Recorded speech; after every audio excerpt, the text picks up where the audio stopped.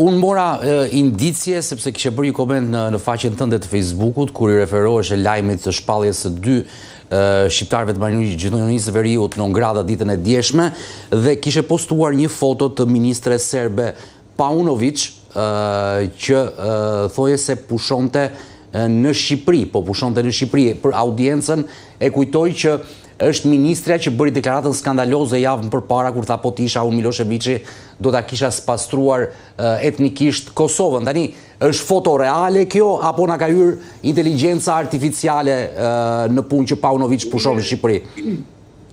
Foto është reale, por nuk është e këtij viti.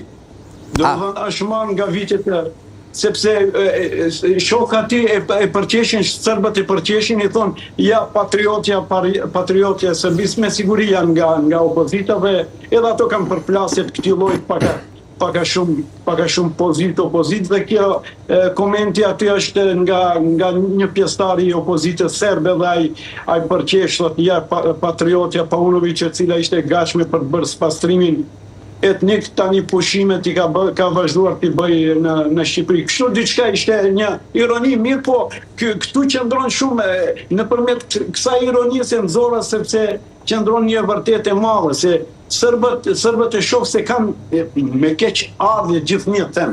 Sërbët kanë një trajtim më të them kushtimisht më të privilegjuar edhe midis Shqipërisë në krahasim me shqiptarët të kësaj ane. Është diçka e çuditshme. Diçka të tillë unë nuk kam parë. Vërej këto fundvitet, këto dekadën e fundit, sepse te Sërbët ka një filozofi ndryshe, nuk është si puna e Ramës në raport me Albin Kurtin apo shqiptarët e Maqedonisë.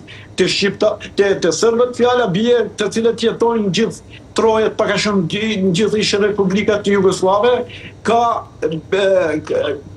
Beogradi është pikë referencë. Çfarë bëj Beogradi, ajo është amin për ata të tjerë. Ndërkohë që te ne i bie ajo paka shumë mos ta banalizoj dhe krahasimin tuto albanezit, tuto komandanti. Domethënë nga 3 shtetet këtu ku jemi, gjithë jemi lider, gjithë jemi kështu, edhe rrjedhimisht edhe secili në të pashallëkun e vet ka rregullat e lojës së vet, dhe nuk ka një qëndrim fatkeqësisht harmonizuar siç e kanë Sërbët sa i përket gjithnjë plas për kauzën kombëtare. Për kauzën kombëtare, ato gjitha qëndrimet i kanë të harmonizuara. Më përmendë debatin për konsulatën e Serbisë në Shkodër, si reciprociteti i konsulate që Shqipëria mund të hapë në Bujanoc, në luginën e Preshevës, në 3 komunat shqiptare atje, dhe në qëndrimet që ke patur, ke ngritur dhe pyetjen, është reciprocitet apo hesap i rrezikshëm politik.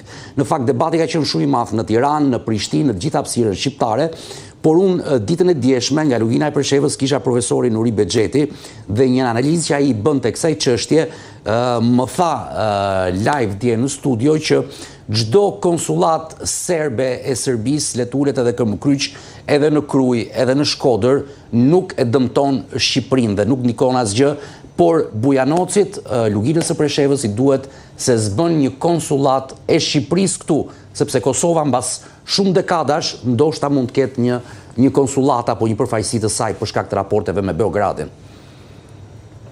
Kemi fjalën për Nuri Bexhetin nga lugina e Preshevës. Profesor Nuri Bexhetin mund të ngatroj, tash mund të jetë dikush tjetër. Në rast se është nga lugina e Preshevës, unë jam shumë i sigurt se isha pargje, isha edhe në Bujanoc, isha edhe në luginën e Preshevës, ka 20, kam miq shumë atje, edhe prandaj i shkova apostafat për të marrë pak ashtu për ta pasur një pasqyrë më reale se çfarë po ndodh atje dhe cilat janë reagimet e fundit. Besoni që unë nuk pa shqiptar që ishte i entuziazmuar se do të hapet një konsullat e tillë në Bujanoci. Jo që ata nuk duan, jo që ata nuk kanë nevojë, por duke pas parasysh se cila është prapaskena e gjithë kësaj loje të madhe, në rastin konkret hapja e konsulatës serbe në Kosovë. Ju e dini se edhe luftrat të gjitha që i ka filluar Serbia në ish në ish Republikat Jugoslave, duke filluar nga Slovenia, Bosnia, Kroacia dhe së fundmi në Kosovë, janë nisur me sloganin. Fiksoni këtë, janë nisur me sloganin, me moton, me këtë deviz. Atje ku ka një varrej serbe, atje do t'jenë kufijtë e Serbisë. Kështu filloi lufta. Edhe unë jam shumë i ndjeshëm këtë çështje.